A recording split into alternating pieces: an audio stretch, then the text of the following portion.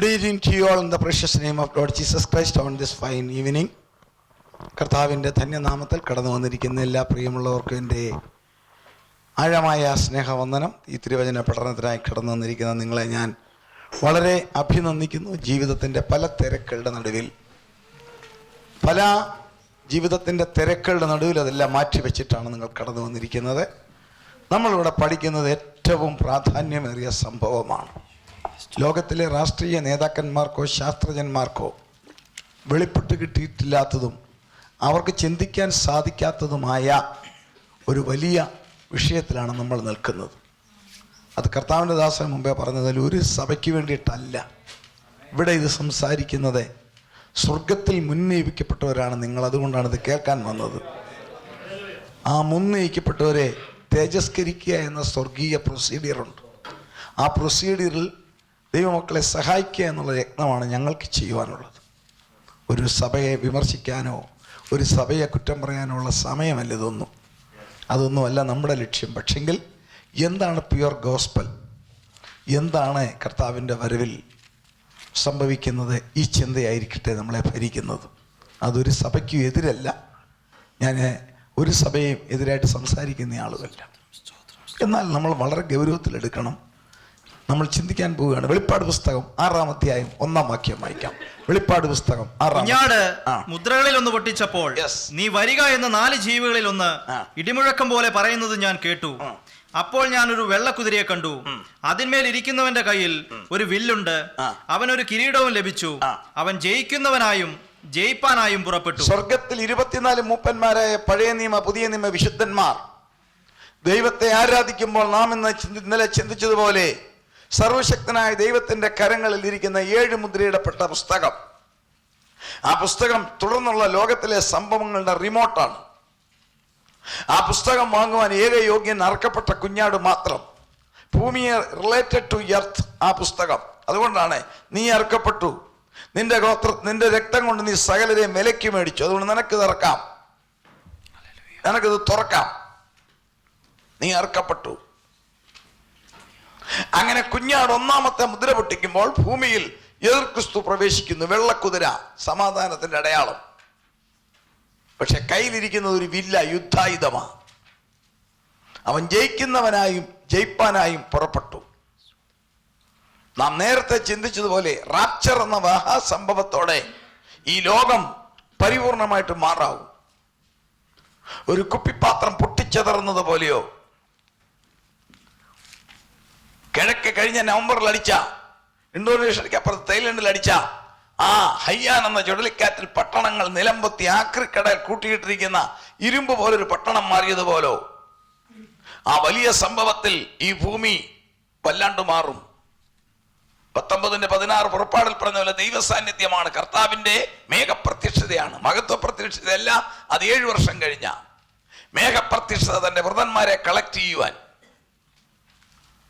ആ മേഘപ്രത്യക്ഷതയിൽ തീയെ, മിന്നല്, ഇടിയെ, ലോകം മുഴുവൻ ഭൂകമ്പം, ഇങ്ങനെയുള്ള പ്രതികൂല പ്രതിഭാസങ്ങൾ സംഭവിക്കും. അഗ്നിപർവ്വതങ്ങൾ പൊട്ടിച്ചെതറി, ഭൂകമ്പം അല്ലാണ്ടടിച്ച് സർവോപരി അടിക്കാൻ പോകുന്ന ആ ശക്തമായ ചുഴലിക്കാറ്റിൽ ഈ ഭൂഗോളം തകർന്ന് തരിപ്പണമായി കമ്മ്യൂണിക്കേഷൻ തകർന്നു പോകും. ലോകത്തിലെ ശാസ്ത്രജ്ഞന്മാർ വെച്ചിരിക്കുന്ന സാറ്റലൈറ്റുകൾ നിലംപൊത്തും. ഇലക്ട്രിക് ടവറുകൾ താഴെ വരും. ആണവ നിലയങ്ങൾ പൊട്ടിച്ചെതറി അപകടം ഉണ്ടാകും, റേഡിയേഷൻ ഉണ്ടാവും. നദികൾ ദിശ തിരിഞ്ഞൊഴുകും. വലിയ അണക്കെട്ടുകൾ പൊട്ടും. കര കടലാകും, കടൽ കരയാകും. അങ്ങനെ സംഭവിക്കുമ്പോൾ ഇത് എന്ത് സംഭവിക്കുന്നു ആർക്കും അറിയാൻ മേല. ഒരു ന്യൂനപക്ഷം കർത്താവിലെ വിശുദ്ധിയിൽ ജീവിക്കുന്ന വിശുദ്ധന്മാർ എടുക്കപ്പെടും. ദൈവത്തിന്റെ പരിശുദ്ധാത്മാവിന്റെ അഭിഷേകമുള്ളവരെ എടുക്കപ്പെടത്തുള്ളൂ. കാരണം ഞാൻ ഇവിടെ പറഞ്ഞത്, ആ കാഹളം കേൾക്കുന്നത് ഞാനോ നിങ്ങളോ അല്ല, നിങ്ങളിൽ വ്യാപരിക്കുന്ന പരിശുദ്ധാത്മാവാണ് കാഹളം കേൾക്കുന്നത്.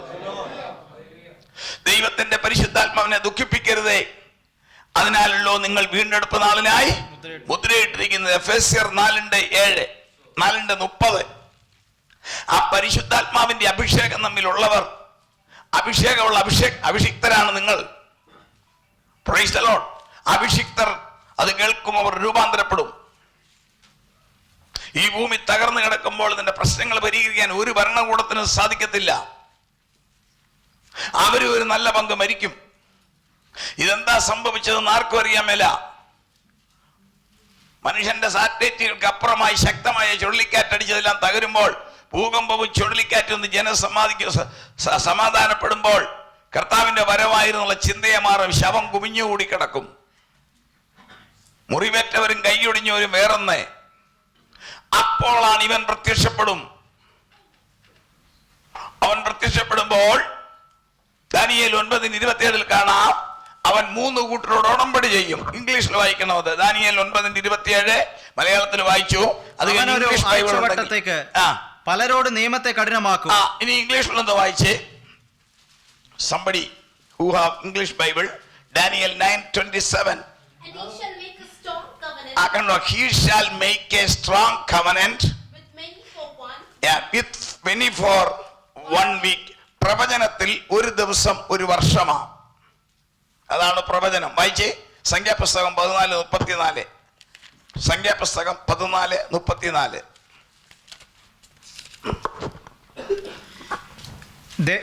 ദേശം ഉറ്റുനോക്കിയ 40 ദിവസത്തിന്റെ എണ്ണത്തിനൊത്തവണ്ണം ഒരു ദിവസത്തിന് ഒരു സംവത്സരം വീതം. 1 day is equal to 1 year.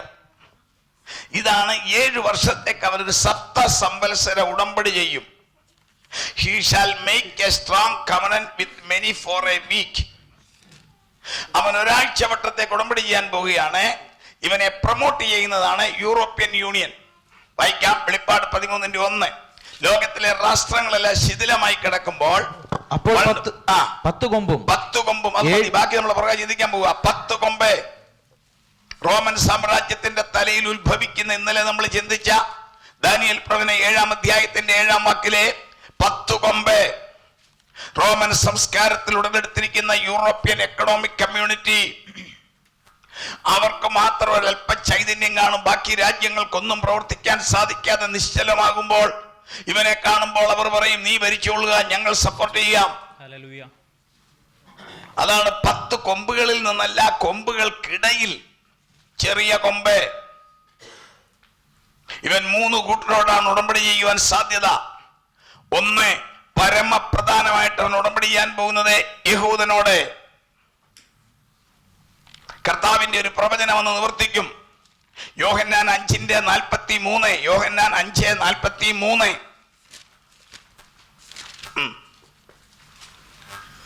ഞാൻ എന്റെ പിതാവിന്റെ നാമത്തിൽ വന്നിരിക്കുന്നു, എന്നെ നിങ്ങൾ കൈക്കൊള്ളുന്നില്ല. മറ്റൊരുത്തൻ സ്വന്തം നാമത്തിൽ വന്നാൽ അവനെ നിങ്ങൾ കൈക്കൊള്ളും. അവനെ യഹൂദൻ കൈക്കൊള്ളും. യഹൂദൻ എന്ന് മശിഹായെ നോക്കിയിരിക്കുക. ആ രാജ്യത്തെ ചലനങ്ങൾ ശ്രദ്ധിച്ചാൽ കാണാം, മശിഹായെ നോക്കിയിരിക്കുന്നു.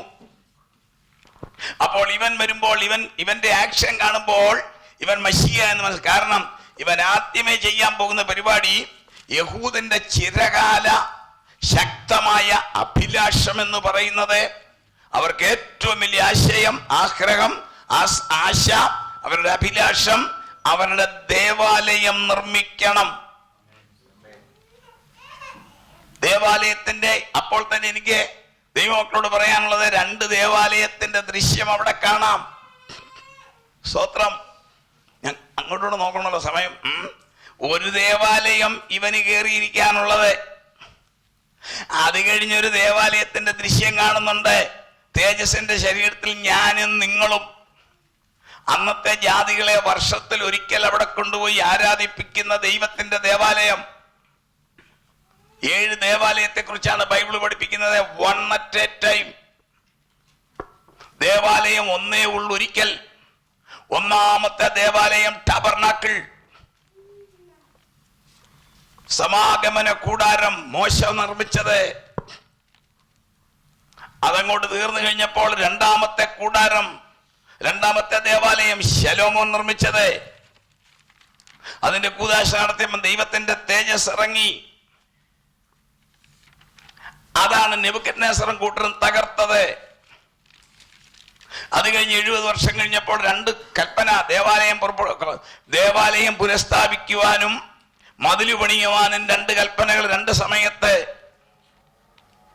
അങ്ങനെ കോരശ് രാജാവിന്റെ കൽപ്പന പ്രകാരം വന്ന് ദേവാലയം പണിതു. 3. മൂന്നാമത്തെ ദേവാലയം BC 550 ശേഷം പണിത ദേവാലയം. എന്നാൽ അതിനെ വളരെ ശക്തമായി എതിർപ്പുണ്ടായിരുന്നു.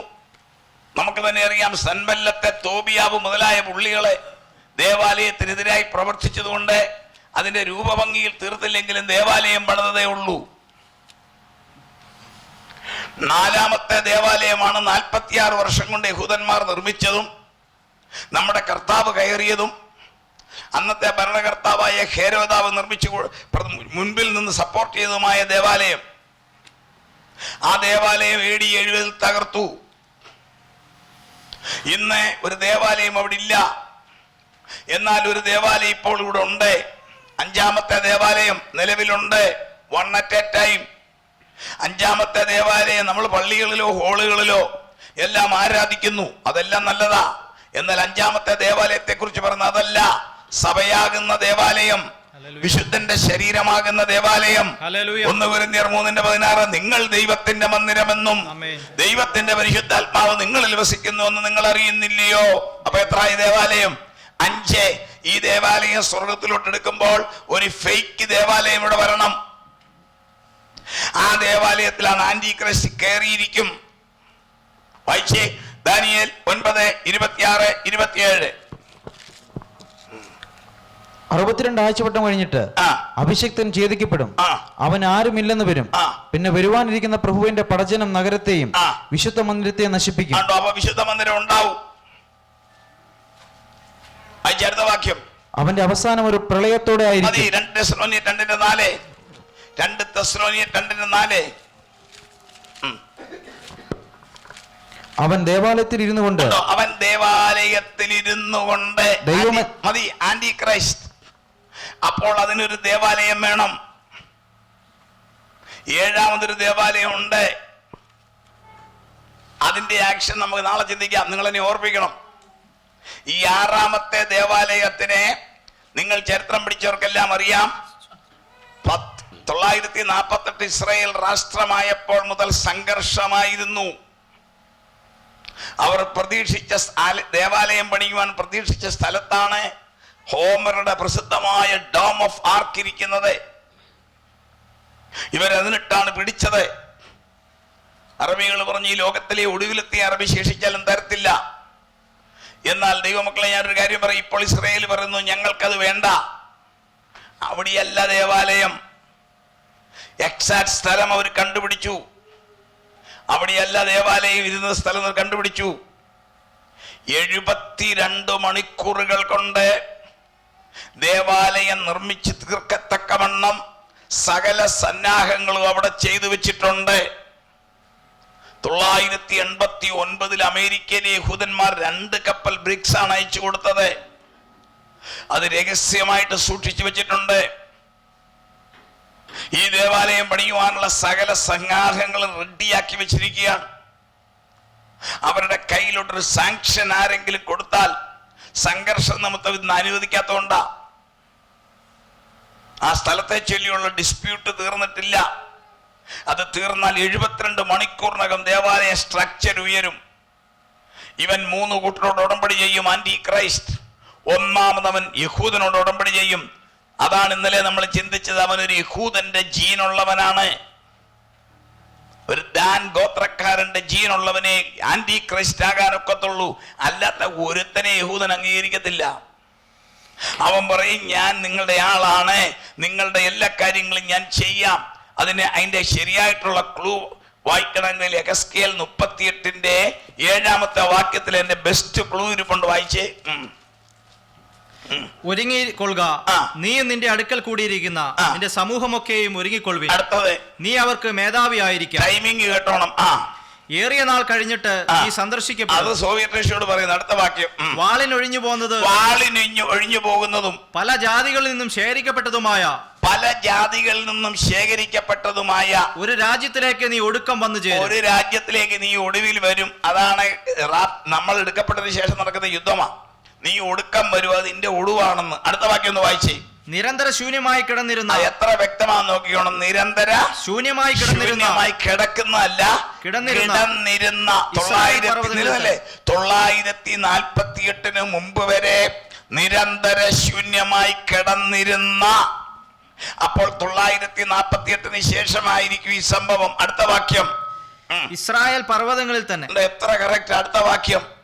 എന്നാൽ അവർ ജാതികളുടെ ഇടയിൽ നിന്ന് വന്ന് എല്ലാവരും നിർഭയമായി ലോകത്തിലെ എല്ലാ ജാതികളുടെയും കേരളം മുതൽ എല്ലാ ജാതികളിൽ നിന്നും അവർ എങ്ങനെ വസിക്കും? നിർഭയം. അടിയിൽ വരയിട്ടോണം, നിർഭയം വസിക്കും. ഇന്ന് ലോകത്തിൽ നിർഭയം വസിക്കാത്ത ഒരൊറ്റ രാജ്യമുണ്ട്, അതേ ഉള്ളൂ. പെൺകുട്ടികളുടെ കയ്യിൽ വരെ റിവോൾവർ ഉണ്ട്. അവര് പറയുന്നത് ഞങ്ങൾക്ക് ഞങ്ങളുടെ വീടിന്റെ ഭിത്തിയെ പോലും ഞങ്ങൾ വിശ്വസിക്കത്തില്ല, ഞങ്ങളെ ചതിക്കത്തില്ലെന്ന് അവരുടെ നേതാക്കന്മാർ പറയുന്നതാ. ഞങ്ങളെ ചതിക്കത്തില്ലെന്ന് ഞങ്ങൾ വിശ്വസിക്കുന്നത് മെഡിറ്ററേനിയൻ കടൽ മാത്രമേ ഉള്ളൂ, ബാക്കി ഒന്നിനെയും ഞങ്ങൾക്ക് വിശ്വാസമില്ല. അപ്പോൾ അവർ നിർഭയമല്ല. ഇവിടെ പറയുന്നവർ നിർഭയം വസിക്കും. എപ്പോൾ? ഒരു യഹൂദന്റെ ജീനുള്ളവൻ ലോകഭരണകർത്താവാകുമ്പോൾ അവൻ പറയും ഞാൻ നിങ്ങളുടെ കാര്യം നോക്കിക്കൊള്ളാം. അപ്പോൾ അവർ നിർഭയമാകും. അങ്ങനെ നമ്മൾ പഠിക്കേണ്ടത്. അവനെ യഹൂദനോട് ഉടമ്പടി ചെയ്യും. നിന്റെ കാര്യങ്ങളെല്ലാം ഞാൻ നോക്കാം. ആന്റി ക്രൈസ്റ്റ്, ഒരു ശക്തി, സാത്താൻ, 3 ഡിമെൻഷൻ, പിതാവ്, പുത്രൻ, പരിശുദ്ധാത്മാവെന്ന സ്വർഗീയ ഡിമെൻഷൻ. അവനോട് ഇമിറ്റേറ്റ് ചെയ്യുന്ന സാത്താൻ, മൃഗം, കള്ളപ്രവാചകൻ. ഇവൻ യഹൂദനോട് ഉടമ്പടി ചെയ്യും. അടുത്തവൻ ഒരാഴ്ച തൊട്ടത്തവൻ പലരോടും കഠിനമായ ഉടമ്പടി ചെയ്യും. 2 ലോക ജനതയോട് ഉടമ്പടി ചെയ്യും. World nation. തകർന്നു കിടക്കുന്ന എക്കണോമി ഞാൻ ശരിയാക്കി തരാം, ഇതെല്ലാം വേഗം റെഡിയാക്കിക്കൊള്ളാം എന്ന് പറയും. 3 ദുഃഖത്തോടെ പറയാം, കൈവിടപ്പെട്ടു പോകുന്ന ക്രൈസ്തവ സഭയോട് അവൻ ഉടമ്പടി ചെയ്യും. ലോകത്തിലുള്ള എല്ലാ ക്രിസ്ത്യാനികളും എടുക്കപ്പെടത്തില്ല, എല്ലാ പെന്തിക്കോസ്തുകാരും എടുക്കത്തില്ല. വചനത്തിന്റെ ഭദ്രതയിൽ വിശുദ്ധിയിൽ നിൽക്കുന്നവരെ എടുക്കത്തുള്ളൂ. ആരെങ്കിലും ഞാൻ പെന്തിക്കോസ്തുകാരെ എടുക്കുന്നവരെ എന്നാ വെറും അബദ്ധം പോക്കുണ്ടാകുകയില്ല. വിശുദ്ധിയെ തികച്ച് പരിശുദ്ധാത്മാവിന്റെ ശക്തിയിൽ സ്വർഗീയ യോഗ്യതയുള്ളവരായി, ആത്മാവിന്റെ യോഗ്യതയുള്ളവരായി കർത്താവിനു വേണ്ടി കാത്തിരിക്കുന്ന വിശുദ്ധന്മാർ, ഞാൻ നിങ്ങളെ ക്രിസ്തു എന്ന ഏക പുരുഷനെ നിർമ്മല കന്യകയായി ഏൽപ്പിപ്പാൻ വിവാഹ നിശ്ചയം ചെയ്തിരിക്കുന്നു. I have exposed you to only one husband. എന്നാൽ സർപ്പം ഔവായെ ഉപായത്താൽ ചതിച്ചതുപോലെ നിങ്ങളുടെ മനസ്സ് ക്രിസ്തുവിനോടുള്ള ഏകാഗ്രതയും നിർമ്മലതയും വിട്ട് ചിന്തിച്ച് വഷളായി പോകുമെന്ന് ഞാൻ ഭയപ്പെടുന്നു. കുഞ്ഞമ്മ എന്ന് പറഞ്ഞ പെൺകൊച്ചിനെ അവറാച്ചൻ എന്ന് പറഞ്ഞവന് കല്യാണം നിശ്ചയം ചെയ്ത് പാസ്റ്റർ M.M. തോമസ് എൻഗേജ്മെന്റ് നടത്തി കഴിഞ്ഞ് എല്ലാം റെഡി, ചാപ്പാട് പഠിച്ച് ഐസ്ക്രീമും കഴിച്ചിട്ട് പോയി. കുഞ്ഞമ്മ പിന്നെ വേറെ കുട്ടപ്പന്റെ പുറകെ ഞാണ്ടാൻ പോയാലുണ്ടല്ലോ അത് സംഗതി പയളുകയില്ല. Praise the Lord. പിന്നെ വിവാഹം നിശ്ചയിച്ചവനോട് മാത്രമായിരിക്കണം എല്ലാ സ്നേഹവും എല്ലാ പ്രതിബദ്ധതയും. ക്രിസ്തു എന്ന ഏകപുരുഷന് നിർമ്മല കന്യകയായി ഏൽപ്പിപ്പാൻ വിവാഹ നിശ്ചയം ചെയ്തിട്ടുണ്ടെങ്കിൽ ലോകമെന്ന് പറയുന്ന കുട്ടപ്പന്റെ പുറകെ ചാഞ്ചാടി നടന്നാ മേലോട്ട് പോകത്തില്ല. പറയേണ്ട ചുമതല എനിക്കുള്ളതുകൊണ്ട് ഞാൻ പറയാ, ഞാൻ നിങ്ങളെ ഉണദോഷിച്ചില്ലെങ്കിൽ ആരും പോയെന്നല്ല, പോകാതിരിക്കാൻ. ലോകമല്ല, വിശുദ്ധിയെ തികച്ച് പരിശുദ്ധാത്മാവിന്റെ ശക്തിയിൽ ആർക്കും നിങ്ങൾ ഞാനും ഒരു മുള്ളാകരുത്. നമ്മൾ ഒരിക്കലും we should not be any thorn for anybody, we should be a flower to anybody. നമ്മൾ ആർക്കും ഒരു മുള്ളാകരുത്, നമ്മൾ എല്ലാവർക്കും ഒരു പുഷ്പമാകണം. അങ്ങനെയുള്ളവർ പോകും. ബാക്കി ക്രിസ്ത്യാനികൾ ഇവിടെ കിടക്കും, പുറകെ വരുന്നുണ്ട്. അവരോട് ഉടമ്പടി ചെയ്യും. നിങ്ങൾ പേടിക്കേണ്ട, നിങ്ങളുടെ കാര്യം ഞാൻ നോക്കാം. അതാണ് 3 കൂട്ടരോട് ഉടമ്പടി ചെയ്യും.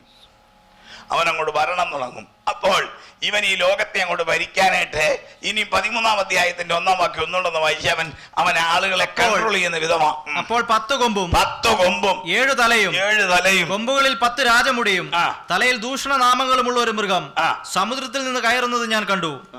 ഞാൻ കണ്ട മൃഗം മതി 10 കൊമ്പ്. അതാണ് ഇവൻ ബാക്ക്ഗ്രൗണ്ട്. ഇവന് സപ്പോർട്ട് കൊടുക്കുന്ന യൂറോപ്യൻ എക്കണോമിക് കമ്മ്യൂണിറ്റി. 7 തല. ഈ ലോകത്തിലെ 7 കോണ്ടിനെന്റും അവൻ ഭരിക്കും. 7 ഭൂഖണ്ഡമാണല്ലോ നിങ്ങൾക്കറിയാം. Asia, Europe, Africa, south America, north America, Antarctica, Australia. ഈ 7ഉം അവന്റെ ഭരണത്തിൽ വരും. 10 കൊമ്പും 7 തലയും. പിന്നെ വായിച്ചേ. ദൂഷണനാമങ്ങൾ, തലയിൽ ദൂഷണനാമങ്ങൾ, അല്ലല്ല, 10 രാജമുടിയും. 10 രാജമുടി, അതാണ് അവന്റെ ഭരണം. ഇവന്റെ ഈ 10 രാജമുടിയാണ് ഇവൻ ആളുകളെ കൺട്രോൾ ചെയ്യുന്നത്. എന്താണെന്നറിയാം ഈ രാജമുടി? ബ്രൈഡൽ. പല വാക്കിൽ പറയും ക്രൗൺ, ബ്രൈഡൽ. മലയാളത്തിൽ രാജമുടി. ഏത് കാലത്തും ഏത് രാജ്യത്തും വിവാഹത്തിന് പെൺകുട്ടികളെ കൊണ്ടുപോകുമ്പോൾ അവരുടെ തലയിൽ ഒരു സാധനം വെക്കും. എന്നതാ? അതിന്റെ പേരാ ബ്രൈഡൽ, രാജമുടി. അതെന്തിനാ മക്കൾ വെക്കുന്നത്? എന്തിനാ ഈ പെൺകുട്ടിയുടെ തല രാജമുടി വെക്കുന്നതെന്ന് അറിയാവോ? എന്തിനാ വെക്കുന്നത്? ഭംഗിക്കോ? രാജമുടി വെച്ച പെൺപിള്ളേരല്ലേ ഇവിടെ ഇരിക്കുന്നത്? അവളേക്കാ സുന്ദരിമാരാ കല്യാണത്തിലുണ്ട്. പക്ഷെ ഇന്നത്തെ സുന്ദരി ഇവളാന്ന് അറിയിക്കാനാ. മനസ്സിലായോ? ഇന്നത്തെ സുന്ദരി എവളാ, മറ്റുള്ളവരല്ല ഇന്നത്തെ സുന്ദരി. അന്ന് ആരുടെ വിവാഹമോ അവളാ അവിടുത്തെ സുന്ദരി. ഇനിയും ഈ രാജമുടി എപ്പം മേടിക്കും? കല്യാണം ആലോചിക്കുമ്പോ ഒരു വീട്ടിലും പെൺപിള്ളേരുടെ അപ്പനും അമ്മയും രാജമുടി മേടിക്കത്തില്ല. മേടിക്കുവോ? ഇല്ല. എപ്പോഴാ? എൻഗേജ്മെന്റ് കഴിഞ്ഞിട്ട് മാത്രമേ മേടിക്കത്തുള്ളൂ. എൻഗേജ്മെന്റ് കഴിഞ്ഞ് മേടിച്ചാലും തിങ്കളാഴ്ച കല്യാണമാണെങ്കിലേ ഞായറാഴ്ച അവൾ അതും വെച്ചോണ്ട് ഒരു സഭായോഗത്തിനും വരത്തില്ല, ഒരു മാർക്കറ്റിലും പോകത്തില്ല. കൃത്യമാ പ്രാർത്ഥിച്ചിറങ്ങുമ്പോ. ഇതുപോലെ ഇവന്റെ 10 രാജമുടി റെഡി. അതാണ് അവൻ ഭരിക്കാൻ പോകുന്നത്. കേട്ടോണം. ഒന്നാമത്തെ രാജമുടി വെളിപ്പാട് 13:7. First crown of. വിശുദ്ധന്മാരോട് യുദ്ധം ചെയ്ത് അവരെ ജയിപ്പാനും അതിന് അധികാരം ലഭിച്ചു. അടുത്ത വാക്യം. സകല ഗോത്രത്തിന്മേലും വംശത്തിന്മേലും ഭാഷമേലും ജാതിമേലും അധികാരവും ലഭിച്ചു. അവൻ അധികാരം. he will get power on all over the nation, all over the country, all over the languages.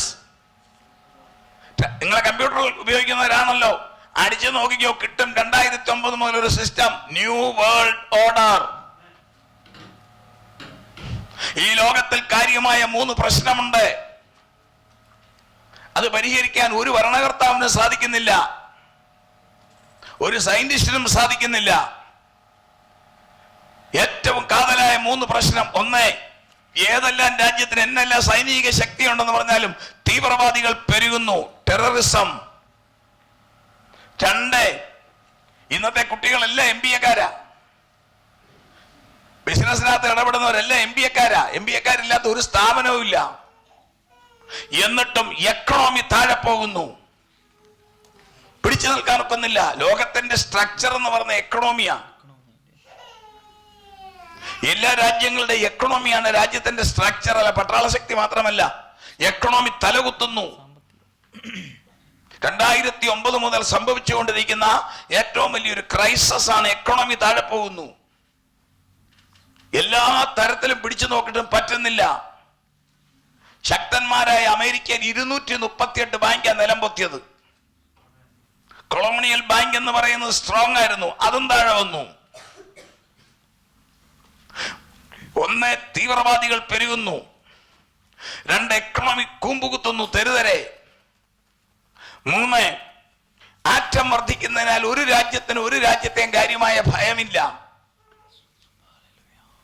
ഈ 3 പ്രശ്നങ്ങൾക്ക് പരിഹാരം 2009 ബുദ്ധിജീവികൾ, സാംസ്കാരിക നായകന്മാർ തുടങ്ങിയവർ ആവിഷ്കരിച്ചതും ഞാൻ പേര് പറയാൻ താല്പര്യപ്പെടാത്ത ഒരു വലിയ ബാങ്കാണ് അതിന്റെ ഫൈനാൻസിങ് കൊടുത്തുകൊണ്ടിരിക്കുന്നതുമായ ഒരു സിസ്റ്റത്തിന്റെ പേരാണ് ന്യൂ വേൾഡ് ഓർഡർ.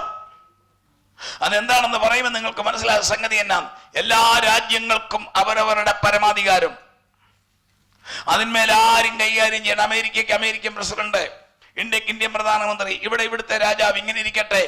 അപ്പോൾ തന്നെ എല്ലാവർക്കും സ്വീകാര്യനും, ശ്രദ്ധിച്ച് കേട്ടോണേ, പൊളിറ്റിക്സ് ഇല്ലാത്തവനും കഴിവുള്ളവനും തീരുമാനമെടുക്കാൻ പ്രാപ്തനും നയമുള്ളവനുമായ ഒരു വ്യക്തിയെ കണ്ടുപിടിക്കാം. ആ വ്യക്തിയുടെ കയ്യിലോട്ട് ലോകം കൊടുക്കാം. ആ വ്യക്തിക്ക് നമുക്ക് വേൾഡ് റൂളർ എന്ന് പേരിടാം. ഇതാരെ കുറിക്കുന്നു? ബുദ്ധിയുള്ളവർ ചിന്തിക്കട്ടെ. അതിന്റെ തുടർമാനമാണ് യൂറോപ്യൻ എക്കണോമിക് കമ്മ്യൂണിറ്റിയുടെ ലക്ഷ്യം തന്നെ വൺ വേൾഡ്. അവരുടെ ലക്ഷ്യം വൺ വേൾഡ്.